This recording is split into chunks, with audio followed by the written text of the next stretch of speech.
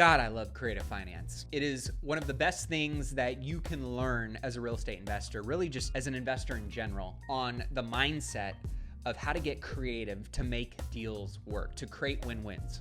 And that's exactly what I just did on one of my latest deals. I just closed on a small mobile home park in Wyoming, and not a big, huge one. It was actually a deal that I really wouldn't have never looked at, being that it was a relatively smaller deal. But because of my 1031 that I was in, I needed some debt to replace to satisfy some of my 1031, which led me to this deal. And because I knew I needed debt only, I creatively structured this deal to be 100% financed, so all debt. And when I was signing the docs the other day, I had to wire $1,900 to the title and escrow office to be able to close this deal. Less than $2,000. Now, mind you, I had a $6,000 deposit already in escrow, but add another $2,000. I closed on this mobile home park with less than $8,000 out of pocket. And on top of that, I am writing off nearly $500,000 in taxes this year using one simple strategy that most people don't know exists. So if you are interested in wealth building, mobile home parks, creative finance, or saving on your taxes, I got today's video. It's gonna be a treat.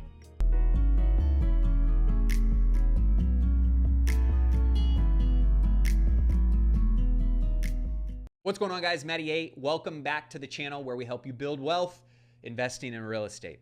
This month, I officially closed on a mobile home park in Gillette, Wyoming for $660,000. The beauty of this property appraised at, I believe, $880,000. So already I'm walking into a couple $100,000 in equity as the park sits today. It is a value add play. It was a property that was inherited by two siblings from their parents who owned the park for, call it 30, 40 years, and they don't own and or operate real estate. So therefore they decided to just cash in on it. And I was able to structure the deal with 100% financing. And simply put, I was able to go to a local community bank and they said, yeah, we like the price that you're getting it for. We think it's probably a little bit below market price, and we'll give you 75% of the purchase price. Great. So now I just needed to figure out the next 25% down payment that I had to come to the table with. Or if you're creative, what I did was I went to the owner and I said, hey, I'm gonna get you 75% of your money today when we close. And instead of you paying taxes on 100% of the purchase price, would 75% of this purchase price keep you satisfied for a couple years? Yeah, no problem. Awesome. And how would you like, outside of getting that big check, to also get some monthly cash flow on top of that? Sure, tell me more. So long story short, I was able to show them the value that by getting their 75% up front, the amount of tax that they would have to pay additionally if they took all of that money up front, what that looked like, and show them that also if they were to sell or finance and carry back the remaining 25% of the purchase price, that I was able to pay them a monthly check. And the only caveat to that was they would need to be comfortable putting their loan and lien position behind the banks in second. We were able to walk through all of the details around that, the benefits, to ultimately de-risk that position for them. And that is how I was able to get 100% financing on the deal. Bank financed 75% of it. The seller decided to carry back the remaining 25% of it to make up the total purchase price outside of the appraisal fee and some of the small closing costs. I was able to get this deal done for less than $10,000 out of pocket.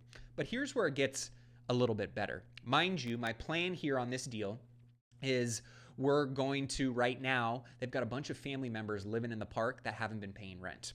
So already we've got tenants there that are not paying but want to stay, that I was able to negotiate and structure leases with them before the close of escrow. So we more than doubled the rent of the park. Mind you, the appraisal was based on the as-is income and value before I signed those leases.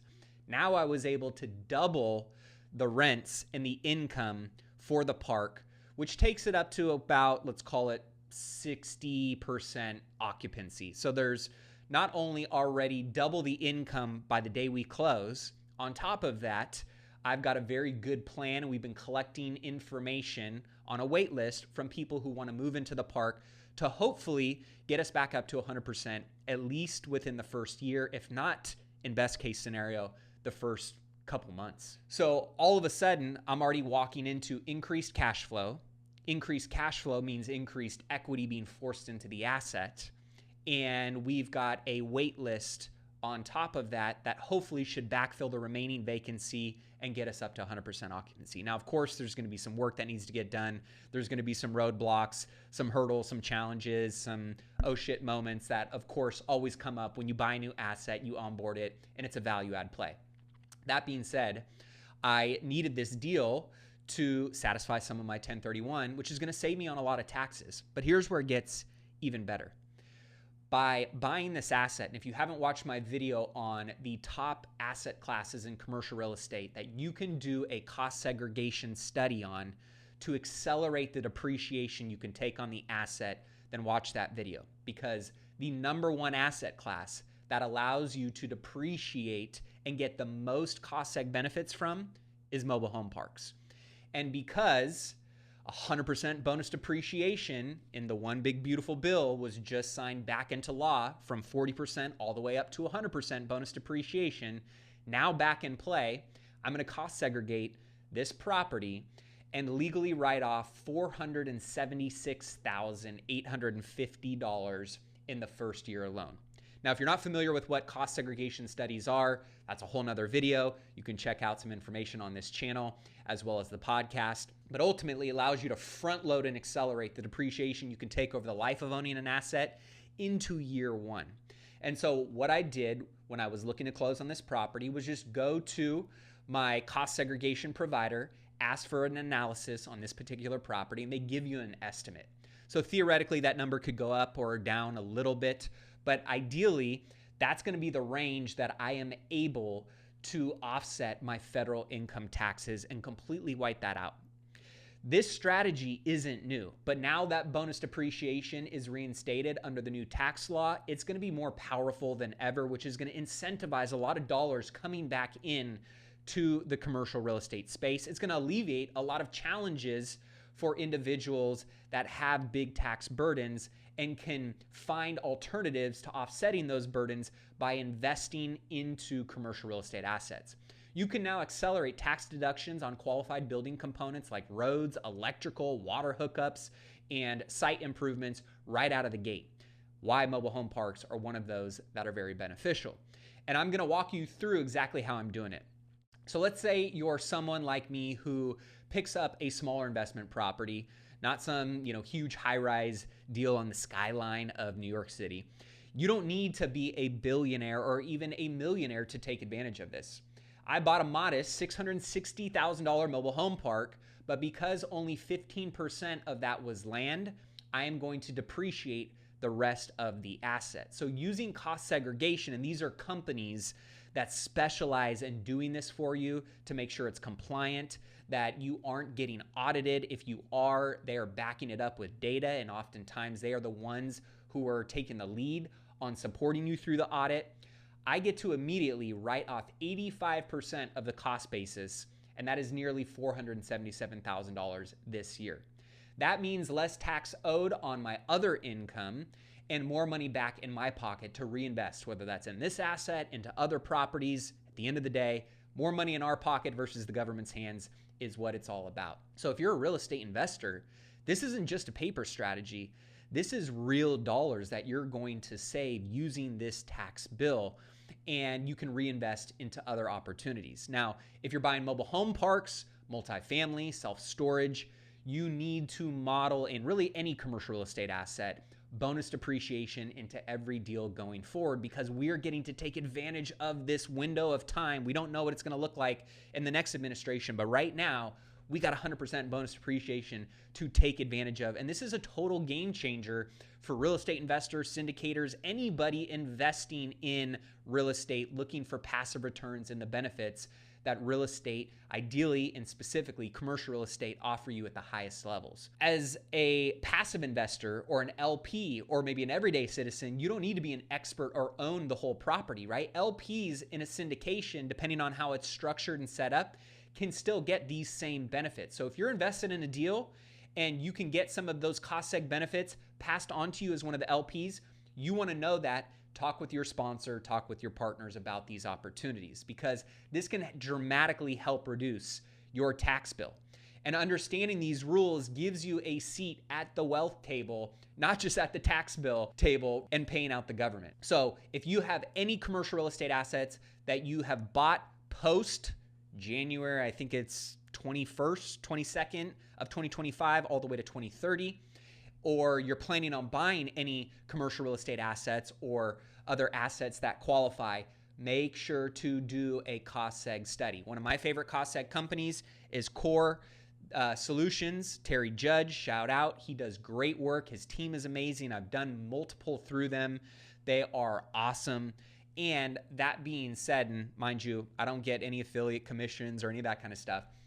They do a great job at making sure that you're compliant, you're protected, and that you're maximizing the benefit without crossing the line.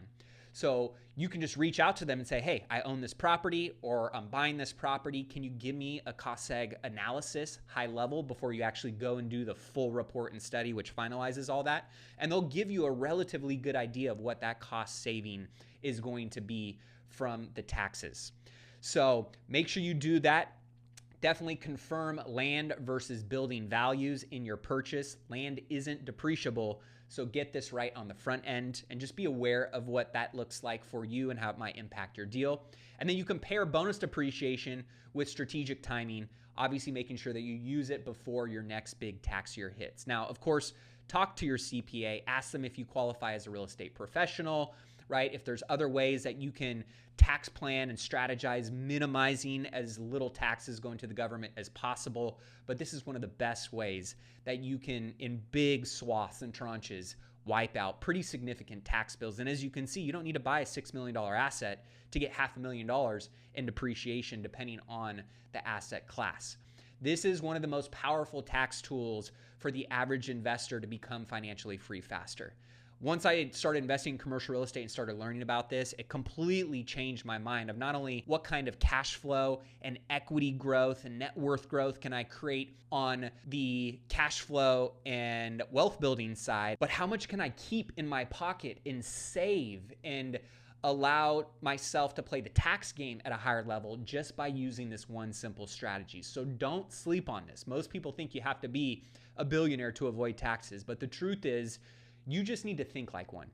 That's the takeaway here, is you just need to understand the game and the tax code that you are playing within, and understand that there are many different loopholes, many different paths that you can go down, many different vehicles that you can leverage to mitigate legally, ethically, your tax bill.